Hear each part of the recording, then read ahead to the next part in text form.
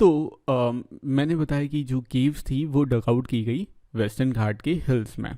और वेस्टर्न घाट जो है वो कंटिन्यूस है, लेकिन बीच बीच में गैप्स है, पासेस है।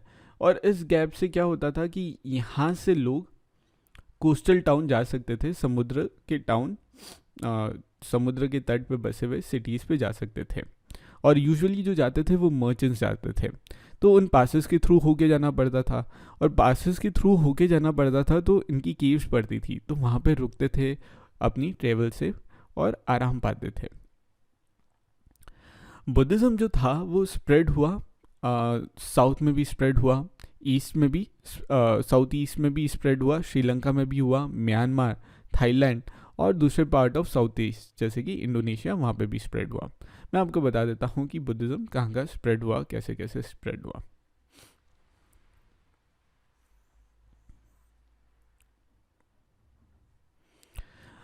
ये श्रीलंका है, ये पूरा का पूरा जो बोलते हैं साउथ ईस्ट एशिया है। ये इंडोनेशिया है, ये आइलैंड नेशन है, इंडोनेशिया है। ठीक है, बर्मा पुराना नाम है, नया नाम है म्यांमार।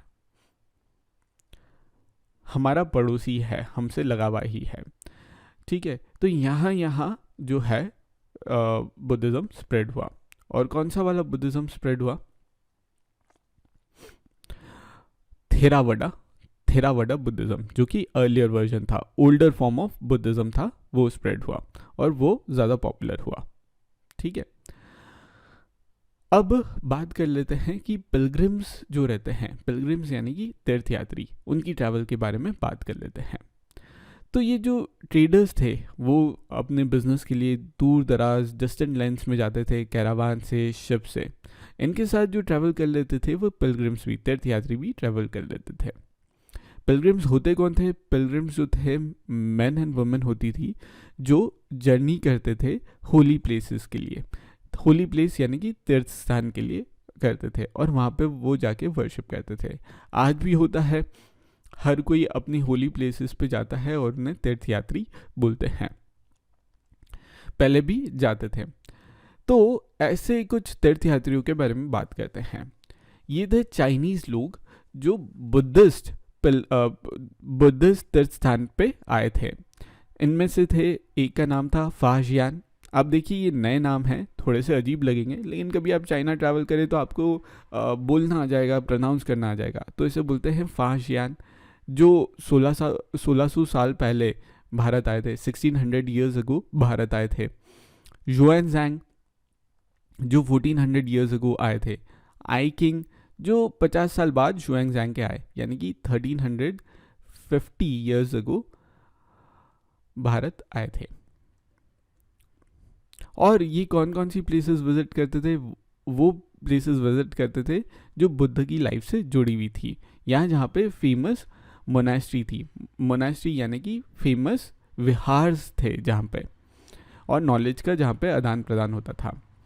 और ये जो पिलग्रिम्स थे जो आए थे, जिनका हमने नाम लिया, वाजियान, जुएनजैंग, आई किंग, इन्होंने अपना जो जर्नी का था, जिसे हम अभी ट्रेवलॉग बोलते हैं, या आपने सुना होगा इंस्टाग्राम या फेसबुक के ट्रैवल ब्लॉग करते हैं जो अपनी जर्नी के बारे में बताते हैं, वैसे ही उन्होंने अपनी जर्नी के बारे में लिखा है। उस जर्नी के खतरों के बारे में भी बताया जो उन्होंने इनकाउंटर किया उनकी ट्रैवल्स में, और सालों लगे उन्हें जर्नी करने में। अलग अलग कंट्रीज़ को विज़िट किया उस जर्नी के दौरान, मोनास्ट्री को विज़िट किया, और क्या क्या बुक्स वो अपने साथ वापस चाइना लेके आए, और किस तरीके से फिर उन्होंने बुद्धिज़्म चाइना में फैलाया। तो हम सबसे पहले एक ट्रैवलर की बात कर लेते हैं, फाजियान की, जो आज से करीब 1600 साल पहले, 1600 ईयर्स अगो चाइना से भारत आए थे, और अब चाइना रिटर्न कर रहे हैं भारत से, समझ के, सीख के, किताबें ले जाके बुद्धिज़्म स्प्रेड करेंगे चाइना में। तो कुछ ये थे फाजियान। फाजियान लिखते हैं कि जब मैं वापस से होम जा रहा था, होम यानी कि चाइना जा रहा था बंगाल से, ये रहा बंगाल, यहाँ से मैं वापस जा रहा था, और मैंने शिप जो थी वो बोर्ड की, है ना, और उनके साथ मर्चेंट्स भी थे, ट्रेडर्स भी थे जिनके साथ की, और सिर्फ करीब 2 दिन ही निकले कि हमारी शिप जो थी वो स्टॉर्म में फंस गई। तूफान में फंस गई हमारी शिप। तो मर्चेंट्स को उनकी जो सामान थे, उनके माल थे, उस जो भी उन्होंने रखा था उसे समुद्र में फेंकना पड़ा। क्यों? क्योंकि समुद्र में अगर नहीं फेंकेंगे तो शिप का लोड भारी हो जाएगा और शिप पलटने का और शिप का डूबने का यानी कि सिंक करने का चांसेस बढ़ जाएंगे। तो उन्होंने अपने सारे सामान फेंक दिए। फाजियान ने भी अपनी जो भी उनके पास चीज़ें थी, पर्सनल चीज़ें थी, कपड़े थे और ये सारी चीज़ें, कपड़े जूते जो भी थे, उन्हें भी फेंक दिया। लेकिन उन्होंने उनकी बुक्स को नहीं फेंका और नहीं उन्होंने स्टैच्यूज़ को फेंका जो उन्होंने कलेक्ट की थी इंडिया के ट्रेवल में। 13 दिन बाद जब ये स्टॉर्म ख़त्म हुई तब वो सी को डिस्क्राइब करते हैं कि अब सी कैसा दिख रहा है। समुद्र में अगर आपने कभी ट्रैवल किया होगा और देखा होगा तो देखा होगा कि सी जो है बाउंडलेस है, और वही उन्होंने लिखा। उससे पता ही नहीं चलता कौन सा ईस्ट है कौन सा वेस्ट, एक्सेप्ट सन, मून और स्टार्स को देखकर और उनके मोशंस को देखकर हमें पता चलता था कि क्या ईस्ट है क्या वेस्ट है।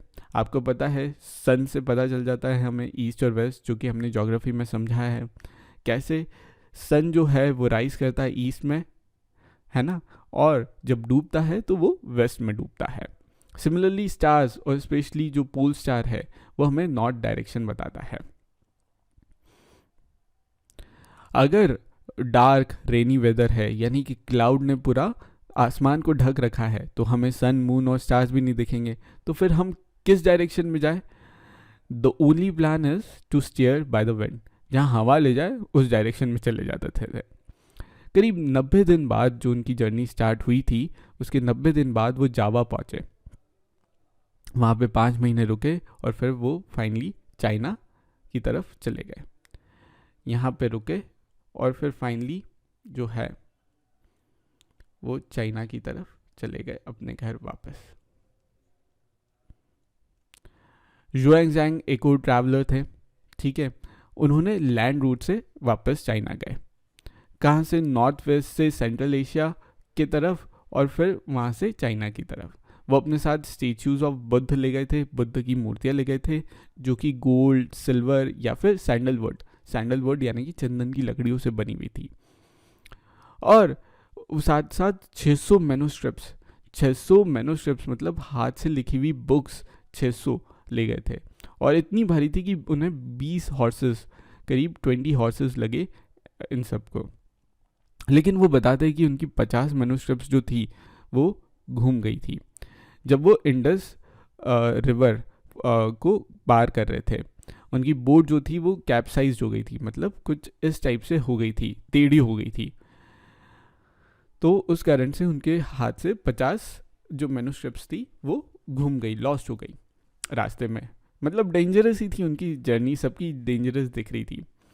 फिर उन्होंने अपनी जो लाइफ थी, जब वो चाइना पहुंच गए तो जो मैनूस्क्रिप्ट थी संस्कृत में, उसे चाइनीज़ में ट्रांसलेट किया और चाइनीज़ लोगों में बुद्धिज़्म को फैलाया। ज़ुआंगज़ैंग कुछ इस तरीके से दिखते थे। और मैंने जैसे बताया कि वो नॉर्थ वेस्ट से सेंट्रल एशिया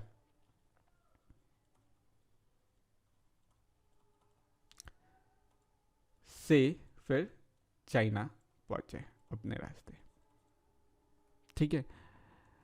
यहाँ से कुछ ये रूट पकड़ा और चाइना पहुंचे, लैंड रूट पकड़ा उन्होंने। नालंदा के बारे में बताते हैं वो। नालंदा के बारे में बताते हैं कि ये यूनिक सेंटर है जहाँ पे बुद्धिस्ट लर्निंग बहुत अच्छे से होती है। नालंदा यूनिवर्सिटी के बारे में आपने सुना होगा कि बहुत अच्छी यूनिवर्सिटी थी जो कि बिहार में थी, और दूर दराज से दूसरे नेशंस के, फॉरेन के जो स्टूडेंट्स थे, पिलग्रिम्स थे, वो यहाँ पे पढ़ने आते थे, स्टडी करने आते थे। और ये फेमस बुद्धिस्ट मोनास्ट्री भी थी, बुद्धिस्ट विहार भी था यहाँ पे। यहाँ पे जो सिखाते थे वो मैन थे और उनकी एबिलिटी और टैलेंट बहुत ज़्यादा अच्छा था। बहुत ही इंटेलिजेंट लोग थे, वो टैलेंटेड लोग थे जो सिखाते थे। वो बुद्धिज़्म बहुत अच्छे से सिंसियरली फॉलो करते थे और रूल्स जो थे मोनेस्ट्री के उन्हें भी स्ट्रिक्टली फॉलो करना पड़ता था और हर एक को फॉलो करना था जो भी मोनेस्ट्री में रहना चाहता था। डिस्कशन होते थे दिन में और ओल्ड एंड यंग वंस जो रहते थे वो बूढ़े लोग और जवान लोग एक दूसरे की हेल्प करते थे, म्यूचुअली हेल्प बनाना था। दूर दूर से डिफरेंट सिटीज़ से लर्नड लोग आते थे यहाँ पे अपने डाउट्स को सेटल करने के लिए, लेकिन गेट कीपर जो रहता था वो किसी को भी आने नहीं देता था आसानी से।